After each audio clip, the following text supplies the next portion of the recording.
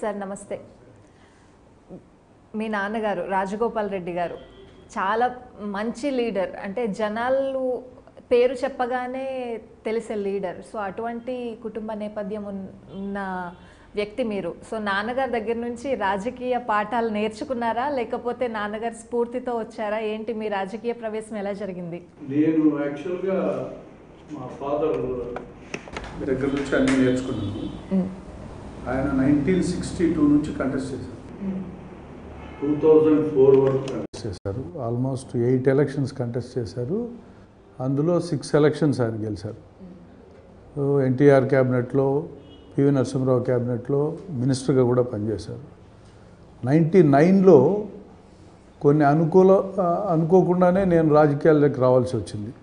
అప్పట్లో చంద్రబాబు నాయుడు గారు యువకులను ప్రోత్సహించే కార్యక్రమం పెట్టి, అప్పట్లో కాంగ్రెస్లో ఉండేవాళ్ళం, ప్రజాదీవన ఒక కార్యక్రమం పెట్టుకొని చంద్రబాబు నాయుడు గారు మా కుటుంబాన్ని ఆహ్వానించారు తెలుగుదేశం పార్టీలోకి.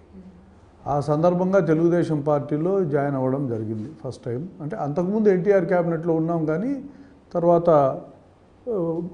కొన్ని కారణాల వలన బయటకు వెళ్ళాల్సింది. కాంగ్రెస్ పార్టీలో ఉన్నాం. కాంగ్రెస్ పార్టీలో ఎమ్మెల్యే అయిన తర్వాత 1999లో తెలుగుదేశం పార్టీ నుంచి తిరిగి నేను పోటీ చేశాను. అప్పుడు గెలవడం జరిగింది. అప్పట్లో చంద్రబాబు నాయుడు గారు తీసుకున్న అన్ని కార్యక్రమాలు ఏవైతే ఉన్నాయో అన్ని కార్యక్రమాలు కూడా ప్రజల్లోకి తీసుకుపోవడం. అప్పట్లో పల్లెల్లో కరెంటే లేదు, రోడ్లు లేవు, పిఎంజిఎస్వై అప్పుడే కొత్తగా వచ్చిన కార్యక్రమం. అసలు రాయచోటి కాన్స్టిట్యుయెన్సీ అంటే అప్పట్లో పాతది లక్కిరెడ్డిపల్లి కాన్స్టిట్యుయెన్సీ. ఆ లక్కిరెడ్డిపల్లి కాన్స్టిట్యుయెన్సీలో ఎక్కడ కూడా ఏ పల్లెల్లో కూడా కరెంట్ ఉండేది కాదు, రోడ్స్ ఉండేది కాదు, తాగునీటి సమస్య విపరీతంగా ఉండేది. ఆల్మోస్ట్ అన్ని పల్లెలకు కూడా ఆ రోజుట్లో విద్యుత్ సౌకర్యం కల్పించాం, రోడ్ల సౌకర్యం కల్పించాం, తాగునీటి అప్పట్లో ఉండేటి బోర్లు ఇవన్నీ వేసి అప్పట్లో నీళ్ళు ఇవ్వగలిగినాం. అటువంటి చాలా ఇనిషియల్ డేస్లో చాలా ఇబ్బందులకరమైన పరిస్థితులు నియోజకవర్గంలో. ఇది రెస్కో పరిధిలో ఉన్నింది కాబట్టి, రూరల్ ఎలక్ట్రిసిటీ వాళ్ళ పరిధిలో ఉన్నింది కాబట్టి, కోఆపరేటివ్ సొసైటీ అది. ఆ సొసైటీ అంత పెద్ద డబ్బు లేదు కాబట్టి అంతగా పని చేయలేకపోయింది అప్పట్లో. సో గవర్నమెంట్ సపోర్ట్ లేదు దానికి. కేవలం ఆ రూరల్ ఎలక్ట్రికల్ కోఆపరేటివ్ సొసైటీ వాళ్ళ దగ్గర ఉన్న డబ్బుతోనే, ఆ షేర్ క్యాపిటల్ వాళ్ళకి ఏదైనా ఆర్ఈసీ ఫండ్స్ వస్తే ఆ ఫండ్స్ నుంచి మీట్ అయ్యేది తప్పనిచ్చి అదనంగా వాళ్ళు పనిచేయలేని పరిస్థితి.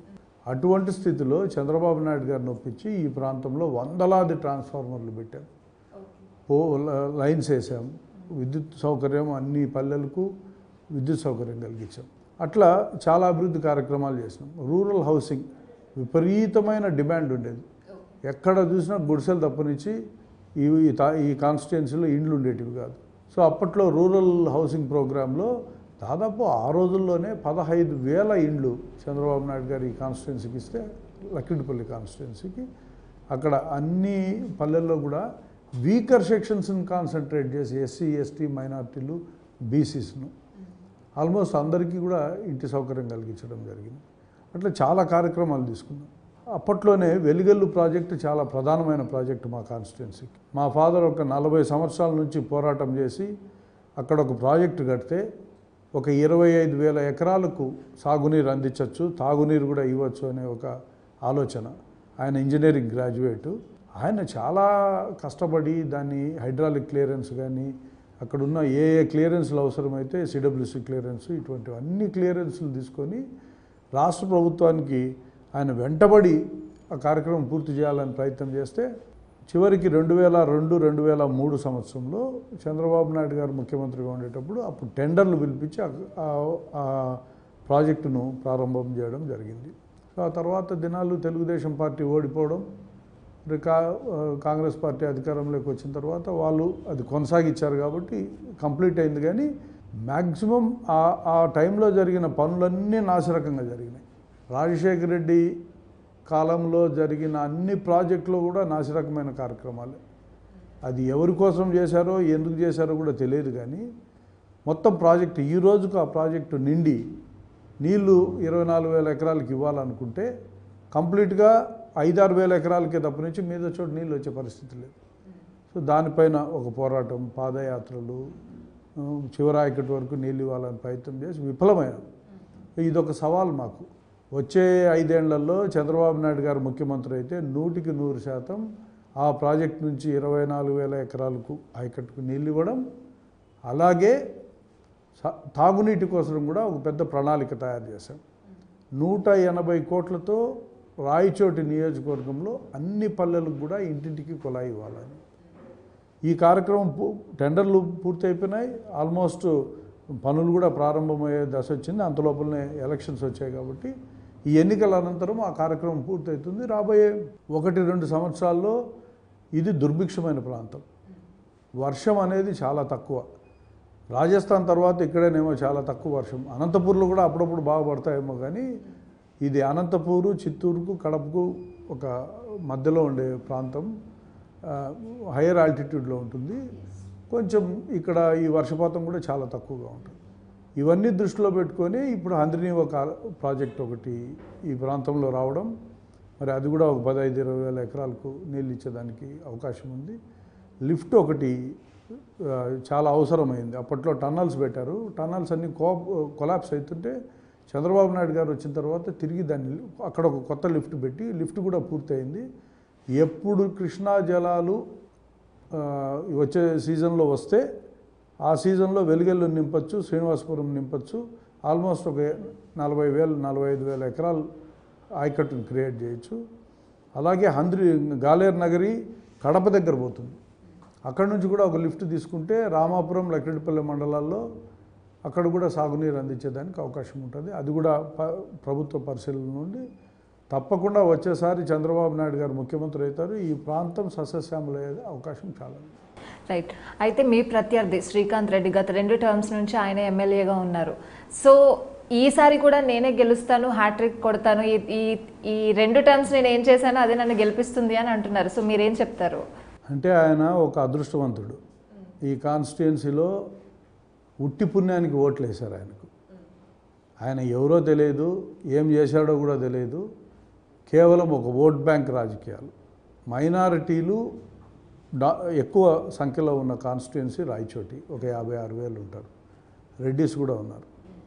సో ఈ 2 కమ్యూనిటీలు గతంలో జగన్తోనో రాజశేఖర రెడ్డితోనో అసోసియేషన్ ఉన్నాయి కాబట్టి వాళ్ళు గెలవగలిగినారు. ఇక్కడ గతంలో మేము బీజేపీతో ఉన్నాం కాబట్టి ఇక్కడ ఓడిపోవడం కూడా జరిగింది. ఈసారి స్పష్టంగా మైనార్టీలు 100%, నాట్ 90%, 100% కూడా వాళ్ళ మైండ్ మేకప్ చేసుకున్నారు. సెక్యులర్ పార్టీకి ఓటేయాలనే ప్రధానమైన లక్ష్యంతో వాళ్ళు పనిచేస్తున్నారు. వాళ్ళంతకు వాళ్ళే క్యాన్వాస్ చేస్తున్నారు. ఈరోజు నరేంద్ర మోడీతో జగన్మోహన్ రెడ్డికి ఉన్న సంబంధాలు, లోపాయకారి ఒప్పందాలు, ఈ రాష్ట్రంలో ఉన్న నాయకులపైన కేంద్ర ప్రభుత్వం చేస్తున్న దాడులు, నరేంద్ర మోడీ ఆధ్వర్యంలో అందరిపైన ఐటీ రైడ్లు, అందరిపైన ఈడీను ప్రయోగించడం, ఇటువంటి కార్యక్రమాలన్నీ చూసిన తర్వాత నరేంద్ర మోడీ లాంటి వ్యక్తి భారతదేశానికి తిరిగి ప్రధానమంత్రి అయితే దేశం నెట్ట నిలువున చీలిపోతుంది, ఇది సెక్యులర్ సిద్ధాంతాలకు పూర్తిగా వ్యతిరేకం అనే ఒక పట్టుదలతో చంద్రబాబు నాయుడు గారు ఈరోజు పనిచేస్తున్నారు. సో అయితే ఇప్పుడు వర్గ రాజకీయాలు అని చెప్పారు. బలిజ వర్గం కూడా ఇక్కడ కొంచెం స్ట్రాంగ్గానే ఉంది సార్. అక్కడ నుంచి మీకు ఎటువంటి సపోర్ట్ వస్తుంది? 100% అందరూ సపోర్ట్ చేస్తున్నారు. ఎక్కడా ఏ ఒక్కరు కూడా విభేదించలేదు. చంద్రబాబు నాయుడు గారు అందరినీ సమానంగా చూసుకునే ప్రయత్నం చేశారు. వారికి కూడా ఇక్కడ పాల్కొండరెడ్డి గారు ఇక్కడ మాజీ ఎమ్మెల్యే, మాజీ ఎంపీ, ఆయన 4 పర్యాయాలు ఇక్కడ పోటీ చేయడం జరిగింది, గెలవడం జరిగింది. ఆయన ఇప్పుడు వయసు అయిపోయింది. ఆయన కొడుకు ప్రసాద్ బాబు ఉన్నాడు, అతనికి టీటీడీ బోర్డు మెంబర్గా ఇవ్వడం జరిగింది ఇక్కడ. సో ఒక అందరికీ ఈక్వల్ ఇంపార్టెన్స్ ఉండే కాన్స్టిట్యుయెన్సీ ఇది. ఇద్దరం కలిసి పనిచేసుకుంటున్నాం. ఎక్కడ కూడా ఎవరికి ఆ డిఫరెన్సెస్ లేవు. చాలా కష్టపడి పనిచేసుకుంటున్నారు. ఆయన కూడా నాతో సమానంగా బ్రహ్మాండంగా పల్లెల్లో తిరిగి క్యాన్వాస్ చేస్తున్నాడు. మాకు ఆ అండర్స్టాండింగ్ కూడా అంత బాగా చక్కగా ఉంది. ఎక్కడా ప్రాబ్లం లేదు. కడపలో తక్షణం పరిష్కరించాల్సిన సమస్యలు ఏమున్నాయి సార్? మీరు అధికారంలోకి వస్తే తక్షణం పరిష్కరించాల్సిన సమస్యలు. జిల్లాలో అధికారంలోకి వస్తే గాలేరు నగరి పూర్తి కావాలి. సెకండ్ ఫేజ్ టేకప్ చేయాలి. ఫస్ట్ ఫేజ్ని కంప్లీట్ చేయాలి. బ్రహ్మసాగర్కు నీళ్ళు ఇచ్చేదానికి పూర్తి స్థాయిలో పనిచేయాలి. జిల్లాలో ఒక 40 టీఎంసీల నీళ్లు నిలబెట్టుకునే కెపాసిటీ ఈ జిల్లాలో ఉంది. 40 టీఎంసీల నీళ్లు కృష్ణా నది నుంచి తెచ్చుకుంటే ప్రయత్నం చేయాలి. ఇది ఇక్కడ రిజర్వ్ చేసుకోవాలి. జిల్లా వ్యాప్తంగా డ్రింకింగ్ వాటర్ సమస్య వస్తుంది కాబట్టి కంప్లీట్గా 1800 కోట్లతో ఈరోజు ఆ కార్యక్రమం తీసుకున్నారు కాబట్టి అది పూర్తి స్థాయిలో కంప్లీట్ చేయాల్సిన బాధ్యత ఉంది. అందుకే ఈరోజు చంద్రబాబు నాయుడు అయితే తప్పనిచ్చి ప్రజల్లో ఒక నమ్మకం, పులివెందులకు కూడా నీళ్ళు ఇచ్చేదానికి చాలా కష్టపడి శక్తి వంచన లేకుండా కష్టపడి ప్రయత్నం చేసి పులివెందులకు కూడా నీళ్ళు ఇచ్చిన ఘనత చంద్రబాబు నాయుడు. నెగ్లెక్ట్ చేయాలనుకుంటే చేసిండొచ్చు, ఏమంత ప్రాముఖ్యత దానికి, ఎందుకు ఇవ్వాలా, వదిలేద్దాం చూద్దాంలే మన నిదానంగా, నేను ఇంక మిగతా ప్రయారిటీలు పెట్టుకోవచ్చు అని ఒక ఆలోచన చంద్రబాబు నాయుడు గారు పొరపాటున వచ్చింటే కడప జిల్లాకు చుక్క నీళ్ళు వచ్చేటివి కాదు, గండికోటకు చుక్క నీళ్ళు వచ్చేటివి కాదు, నిర్వాసితులకు డబ్బులు వచ్చేటివి కాదు.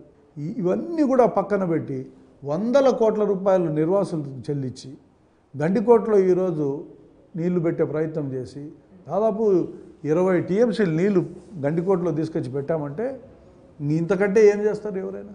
కాబట్టి చంద్రబాబు నాయుడు గారి నాయకత్వం ఈ జిల్లాకు చాలా అవసరం, అనుభవం ఉంది, ఎలా పనిచేయాలనో తెలుసు, సంపదలు ఎలా సృష్టించాలనో తెలుసు, ప్రజలకు అందించేది ఆ విధానం ఆయనకు తెలుసు. కాబట్టి ఆయన అటువంటి నాయకుడు వస్తే తప్పనిచ్చి మనకున్న కడప ఉక్కు ఫ్యాక్టరీ కానీ అలాగే అంద్రినివా గాలేరు నగరి 2 కార్యక్రమాలు పూర్తి కావాలన్నా, ఇంకా పరిశ్రమలు ఎక్కువగా రావాలన్నా కూడా ఆయన విజను ఆయనకున్న సామర్థ్యంతోనే ఇవన్నీ జరుగుతాయి, లేకుండా పోతే జరగవు అనే ఒక నమ్మకం ప్రజల్లో ఈరోజు ఏర్పడింది. కాబట్టి పెద్ద సంఖ్యలో ఎన్నికలప్పుడు ప్రజలు వచ్చి రావడం జరిగింది. రాయచోట్ల కూడా 20,000 మంది ఆయన సభకు హాజరైనారు. పులివెందుల్లో ఇంకా ఎక్కువ వచ్చినారని చెప్తున్నారు. ఇట్లా ప్రతి ఒక్క సభ కూడా బ్రహ్మాండంగా విజయవంతమైంది. ఎందుకంటే చంద్రబాబు నాయుడు పైన నమ్మకం రోజు రోజుకు పెరుగుతూ ఉంది.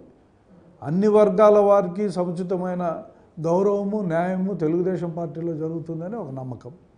దానివల్ల ఈరోజు తెలుగుదేశం పార్టీ పూర్వ వైభవం వస్తుంది.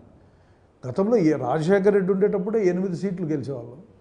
8 సీట్లు వాళ్ళకు ఒక 3 సీట్లే వచ్చేటివి. కాలక్రమేణా కొంత ప్రాబ్లమ్స్ వచ్చినాయి కాబట్టి నెగ్లెక్టెడ్ డిస్ట్రిక్ట్ అయిపోయింది కాబట్టి కొంత దెబ్బతిన్నారు. ఇప్పుడు పూర్తి స్థాయిలో కడప జిల్లాలో అందరం కలిసికట్టుగా పనిచేస్తున్నాం కాబట్టి 100% తెలుగుదేశం పార్టీ కడప జిల్లాలో పూర్వ వైభవం సాధిస్తుంది. రైట్. మీ నియోజకవర్గ ఓటర్లలో కూడా కొంచెం చైతన్యం వచ్చింది, వాళ్ళు కూడా ఆలోచిస్తున్నారు అంటున్నారు. సో మీ నియోజకవర్గ ఓటర్లకి ప్రజలకి ఏం చెప్పబోతున్నారు ఫైనల్లీ? గతంలో నేను చెప్పినట్లే సాగునీటిని తాగునీటిని రెండింటినీ కాన్సన్ట్రేట్ చేస్తాం. ఇవి పూర్తి స్థాయిలో ప్రజలందరికీ అందించే ప్రయత్నం చేస్తాం. ఎక్కడ కూడా రోడ్ సౌకర్యం, ఏ పల్లెకు రోడ్ సౌకర్యం లేదో అన్ని పల్లెలకు కూడా రోడ్ సౌకర్యం కల్పిస్తాం. ఇంకా పరిశ్రమలు ఎలా తీసుకురావాలా అని చెప్పి నిరుద్యోగులున్న సమస్యలు చాలా ఉన్నాయి. పరిశ్రమలు ఏ రకమైన పరిశ్రమలు ఇక్కడ పెడితే సరిపోతుందో ఆలోచన చేసి ఆ పరిశ్రమలు తీసుకొచ్చేదానికి ప్రయత్నం చేస్తాం. ఇక్కడున్న పరిస్థితులు అంతకంటే ఎక్కువగా చేసే స్థితి లేదు. ఇక్కడ మైన్స్ లేవు, వేరే రా మెటీరియల్ లేదు, ఉన్న పల్ప్ ఇండస్ట్రీస్ ఏదో 1-2 పెట్టుకోవచ్చు, అంత పెద్ద ఎంప్లాయ్మెంట్ జనరేషన్ ఉండదు. ఇంకా వేరే ఏదైనా ఆలోచన చేసి ఇక్కడ పరిశ్రమలు తీసుకురావాల్సిన అవసరం ఉంది. తాగునీరు అందిస్తే చాలా మటుకు సమస్యలు పరిష్కారం అవుతాయని ఒక భావన. అలాగే పారిశుద్ధ్య సమస్య చాలా ఉంది రాయచోటి పట్టణంలో. అండర్ గ్రౌండ్ డ్రైనేజ్ను తప్పకుండా తీసుకొచ్చి పెట్టుకోవాల్సింది. ఈ పట్టణం 1,00,000 మంది జనాభా ఉండే పట్టణం. అండర్ గ్రౌండ్ డ్రైనేజ్ సమస్య చాలా ఉంది. సో అది ఒక ప్రయారిటీలో పెట్టుకున్నాం. ఈ 3 హామీలు ప్రజలకు ఇస్తున్నాం ఈరోజు. సాగునీరు, తాగునీరు, పెద్ద పెద్ద మండల హెడ్ క్వార్టర్స్లో రాయచోటి పట్టణంలో భూగర్భ డ్రైనేజ్ను శాంక్షన్ చేస్తామని. మాకైతే ఇప్పటికి 100 బెడెడ్ హాస్పిటల్ తెచ్చుకున్నాం, గతంలో లేదు. ఈ లాస్ట్ ఇయరే మనకు 100 బెడెడ్ హాస్పిటల్ వచ్చింది. అలాగే ఇట్లా ఒక్కొక్కటి సాధించుకుంటూ పోతున్నాం ఈరోజు. కాబట్టి ప్రజలకు ఒక నమ్మకం, రమేష్ రెడ్డి అయితే ఈ పనులన్నీ చేస్తాడని, అందరినీ బాగా చూసుకుంటాడని ఒక నమ్మకంతోనే ఈరోజు ప్రజలు తెలుగుదేశం పార్టీకి ఈసారి ఎటువంటి పరిస్థితుల్లో ఓటు వేసి గెలిపించాలా, అభివృద్ధిని చేసుకోవాలా అని చెప్పి ఒక నినాదంతోనే ఈరోజు ఎన్నికలు జరుగుతూ ఉన్నాయి ఇక్కడ. Thank you so much sir. ఒక దృఢ నిశ్చయంతో ఉన్నారు. మీరు ఏమనుకుంటున్నారు అవన్నీ జరగాలని మనస్ఫూర్తిగా కోరుకుంటున్నాం. All the best for your success sir. Thank you so much.